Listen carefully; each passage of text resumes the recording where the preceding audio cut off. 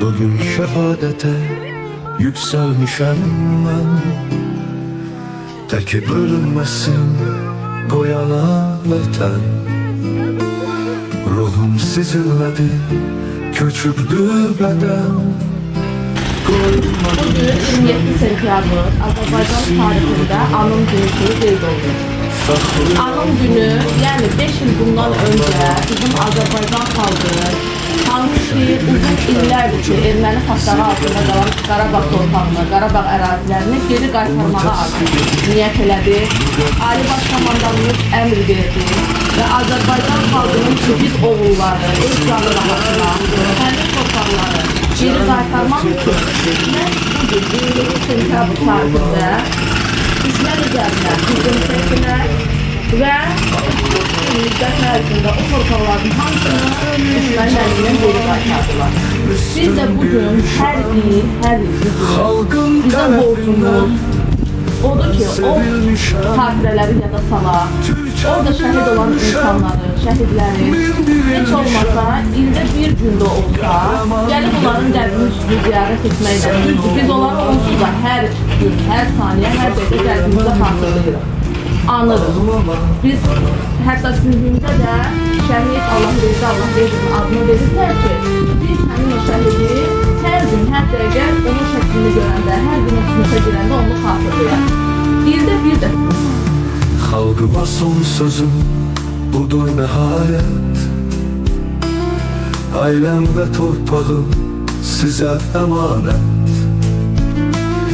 Tanrı şəhidinə veribdi qiymət. Üzah gedirəm mən huzuruna. Fəxr elə oğluna, ağlama ana. Vətəni canımdan üstün bilmişəm. Xalqım tərəfindən mən sevilmişəm. Türkəm bir ölmüşəm, min dirilmişəm. Qəhrəman deyiləm sən oğluna. Fəxr elə mənimlə, ağlama ana.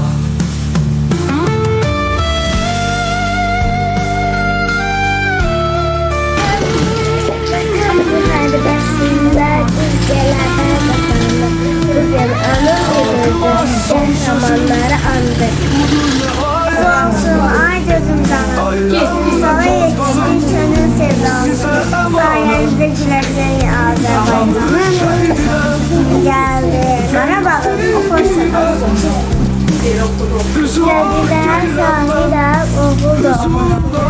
Bizim də yolumuz ölümdən keçir.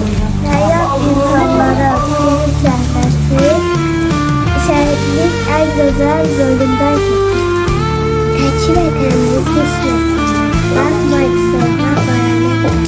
Zaman görmək üçün asılları hər bir çətinliyə dönsü şəkillər. Sinəsini düşmənə sipər edənlər, qorxmadı ömrünü bitirəcəkdir. Vətən öz uğruna şəhid gedəni yerindən min oğul bitirəcək.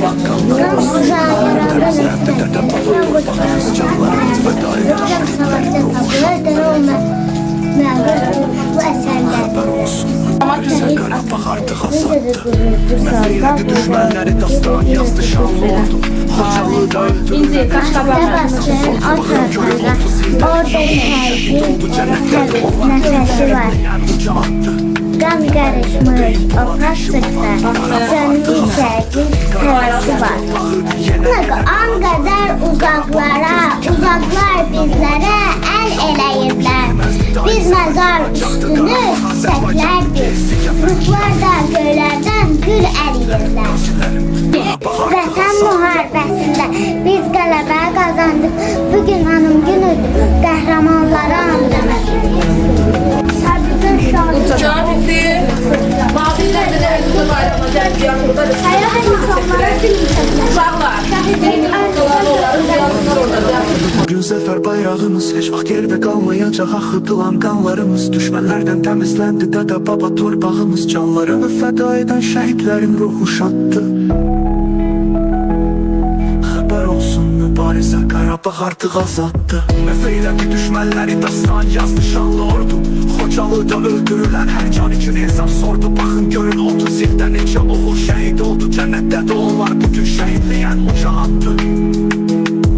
Deyib Polad Həşimova, Qarabağ artıq azaddır. Qarabağ yenə elə qalacaqdı.